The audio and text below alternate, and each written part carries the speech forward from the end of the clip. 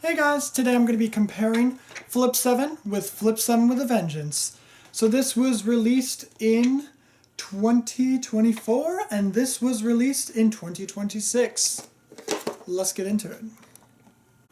Note that in this comparison video, I have the original Flip 7, which is a bigger box, and not the flap box you'll see for the second edition of Flip 7 that usually looks like this, but the design of Flip 7. And Flip 7 with a Vengeance stuck with this box design. But this one opens from the top as a standard board game box, or card game box in this stance. And this one is a tab box where you have to open it from a tab.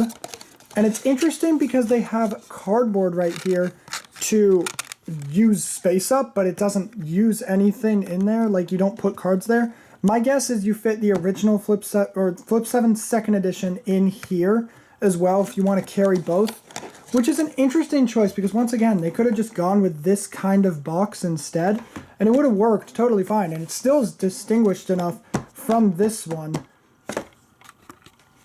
Another difference you'll see is on the back of the original Flip 7 they're showing you how the game actually works, and in this one they do show it kind of. Actually no, they just highlight the new stuff like no second chances, negative score modifier cards, 13-13s, additional all-new action cards, and since it says no one's safe, I'll get to that, but that is very important. So I want to note this is not a how to play video for Flip 7 or Flip 7 with a Vengeance. I'll touch on some of the rules, but I will not be teaching you how to play the games, like, at all in this video. But a difference you'll see is it goes from, or the normal, this goes from 0 to 12, and each number has the number it's equal to, except for 0. There's 1, 0, 1, 1, 2, 2, 3, 3s. You get the idea. Flip 7 with a Vengeance adds some cards to the game, which we'll get to later. But starting with this, the 0 from Flip 7 with a Vengeance and from Flip 7. So I have the first edition of Flip 7, so the cards are bigger, but they also have a different back, no matter which version you have. So they're not compatible together. That's very important. The 0 in original Flip 7 just does nothing, or it adds to the 7 you need to flip, but it gives you no points. Where the 0 in Flip 7 with a Vengeance says score 0 unless you flip 7. So now you have to flip 7 or you score nothing. A thing that Flip 7 and Flip 7 with a Vengeance have in common is they both have 7 7s, but Flip 7 with a Vengeance has 6 of the 7s, and they have 1 7 that is a special action, where it says unlucky 7, discard all other cards. So you basically get rid of your numbers and your modifiers, and now you just start with this 7 card. You're basically starting over with a 7. Something that only Flip 7 with a Vengeance has is 13s. So there's 12 13s plus this 13. The lucky 13 says you may have one other 13. So if I have this, I'm totally fine. But if I ever get this, then I'm out, because I flipped 3 13s instead of 2 when I had the lucky 13. A big difference is with the modifier cards. This is Flip 7 with a Vengeance. This is the normal Flip 7. So you can see there's minus cards now, plus a divided 2 by 2 card. And instead of just getting this card, when you get these, you play it on anyone. So in original Flip 7, I'm like, ooh, I got a plus 10. But in this one, it's like, ooh, I got a negative 10. I'm going to give it to this person. But yeah, they just switch the signs. Add to negative and multiply to divide.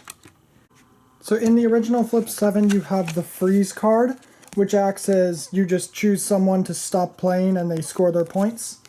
But in Flip 7 with a Vengeance, highlighting the no one's safe, you can play this on anyone, and then they freeze after they take one more card.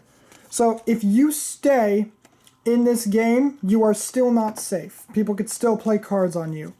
If you bust, you are safe, or if it's the end of the round, you are safe. So Flip 7 has a Flip 3, and it says play on an active player, so someone who's actually in the round. And this says play on any player, so someone who has stayed, you could play a Flip 4 on them. And if they bust, they're safe, but yeah, that's rough. And literally just adds 1. Instead of a Flip 3, it's a Flip 4 and Flip 7 with a Vengeance. Sadly, only in Flip 7 they have the second chance. This is one where if you flip the same number card you already have, you get another chance.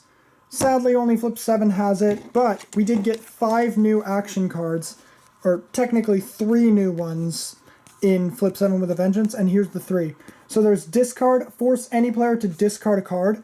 Even yourself you could force, because if you have a really bad card like the 0 score 0 until you flip 7, you could get rid of that, and now you have a better chance on actually getting points. There's the swap card, play on any 2 players, swap any 2 cards. So I could be like, hey, you have a lucky 13, I really want that.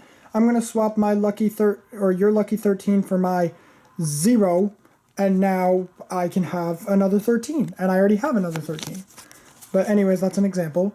And then steal, play on any player, steal any card. So when you steal a card from someone, or it says swap cards, the card always has effect until it leaves you. So the player it's on, that effect still stays there. So if I have a -10 and I pass it to another player, they now have a -10.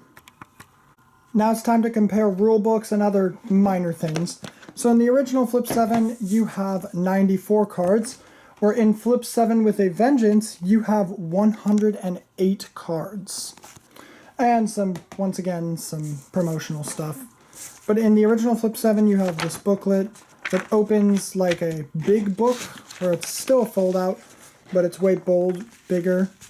And it still tells you the original stuff for Flip 7, where Flip 7 with a Vengeance is a smaller booklet to fit the size, and has the same things, except it gives you the key terms that you'll want to know, and some other small things like, not that, but yeah, it has some small rule changes. It also has, may the cards flip in your favor, party of 2 or less, how many rounds does it take you to reach 200 points? So you could play this by yourself or with 2 people, and it has a brutal mode where your score can go below 0. You can give modifier cards to any player even if they've busted. Oh, sorry. Oh yeah, even if they busted. Sorry, I didn't get it wrong. If you reach the Flip 7, you may choose to take 15 points or subtract 15 points from the another player, where it also tells you about the normal ones. But yeah, there are some slight changes, but it's pretty cool what they've added to it and made it make more sense and looks nice. And yeah, I really enjoy how it's more thorough and teaches you better than the original Flip 7 rules did. And yeah. So here's what I was saying before, but it actually makes more sense. These special number cards have unique effects and can be stolen or swapped. Special number cards with actions affect you when you get them and stop affecting you once they leave your possession. So if I had the 0 and I swapped the 0 with another card from another player, they now have the effect of the 0 or the unlucky 7 or lucky 13, whichever one you swap. So yeah, they can still affect the people that they go to. As to which one I prefer out of the 2, I'd say Flip 7 with a Vengeance. It just adds action cards and makes it feel way more fun, like you're doing more. Flip 7 is still a good game, but I think Flip 7 with a Vengeance has beat it. See you guys next time. Bye!